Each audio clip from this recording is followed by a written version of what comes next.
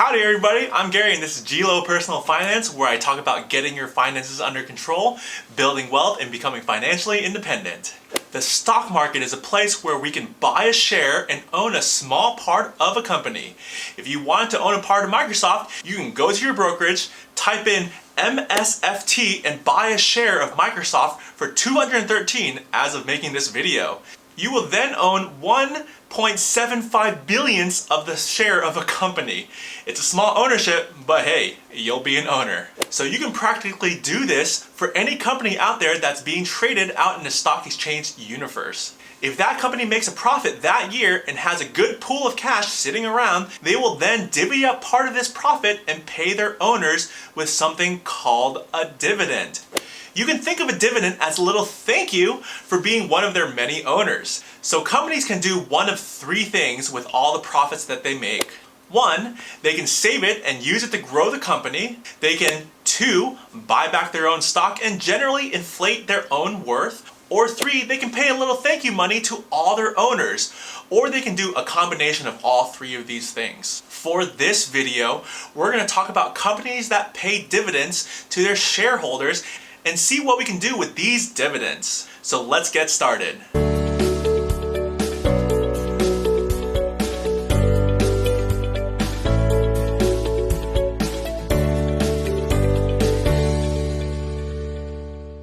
Keep in mind, not all companies pay dividends. Some purely want to grow their company, so they use every extra dollar to improve their own company.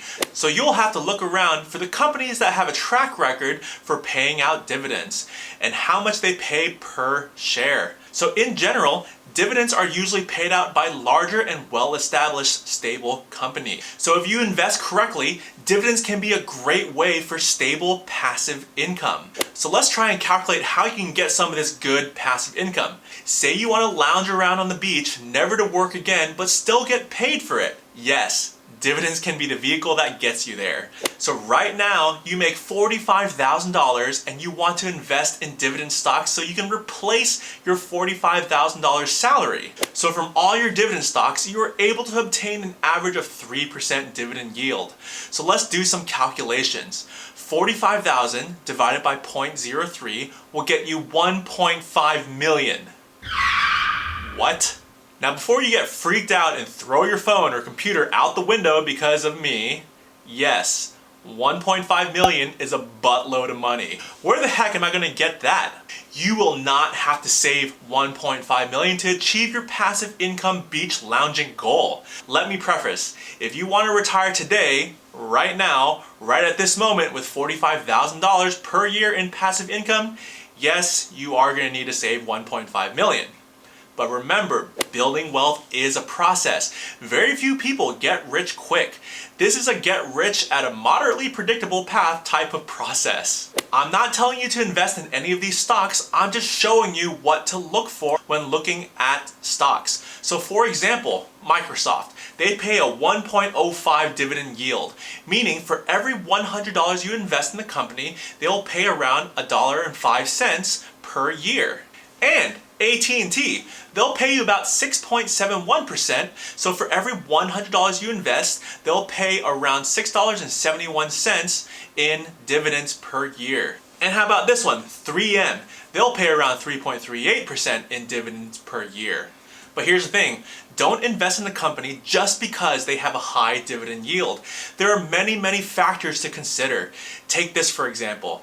If you have company X that's trading at $100 and they pay a 5% dividend yield, so $5 per year. If their stock price drops to $50 per share and their dividend is paying the same, their dividend yield pops to 10%. Their dividend yield looks good, but their worth just dropped from $100 to $50. So there might be some underlying problems with this company. So you gotta look at the company as a whole. So back to my example. You have company Q, whose share is $100 and pays 3% dividend yield. So $3 per year per share. You're investing in this company not because of the dividends, but because you think this company can grow. Maybe company Q has made the best gadget that's going to make this company stick around for many, many years. So if you've invested and bought this stock when it was $100 per share, Over 5 years, it went from $100 per share to $200 per share. This company is doing really well and they want to attract more investors. So since their company grew from $100 per share at 3% dividend yield and $3 per share, at their current stock price at $200 at $3 per share, that dividend yield is now at 1.5%, and that ain't impressing anybody. So what the company does is bump up their dividend per share to make it seem more attractive. They'll up their dividend per share to $6 per share to maintain their current 3% dividend yield. This is amazing because you bought Company Q when it was $100 per share. So right now, on paper, you're getting 6% dividend yield. That is great news.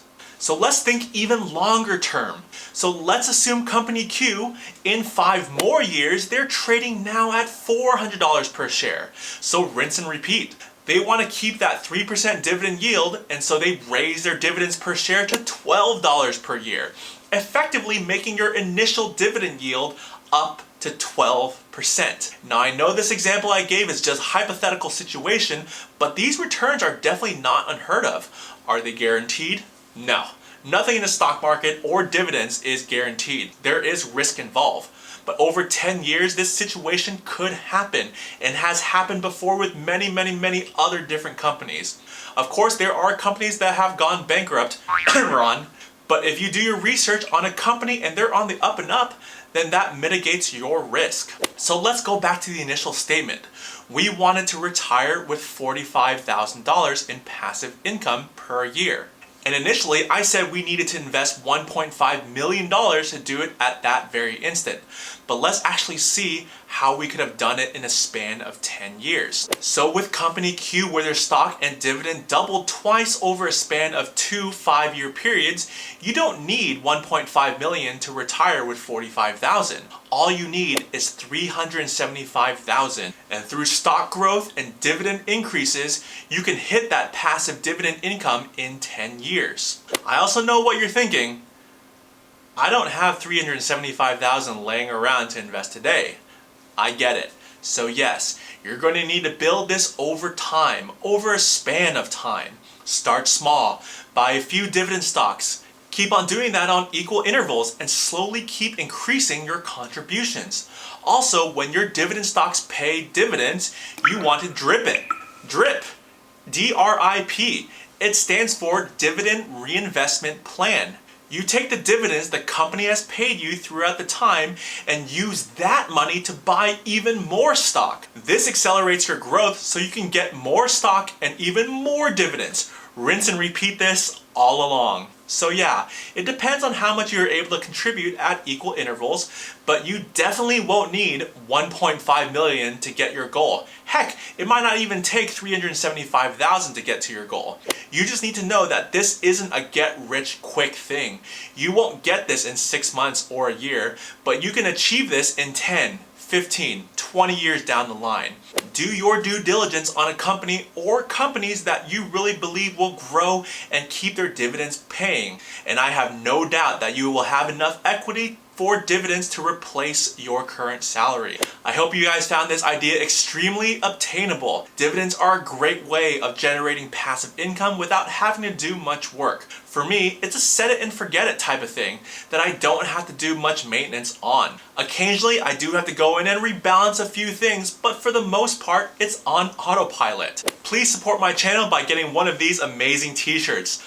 Also, if you want to get started with trading, click on the links down below and you can open a Robinhood or Webull account and they'll give you a free stock to start trading on. Please like and subscribe to my channel so I can keep you updated on ways to build that wealth. Check out my links down below in the description. I have other ideas to build wealth. Until next time, I'll see y'all later.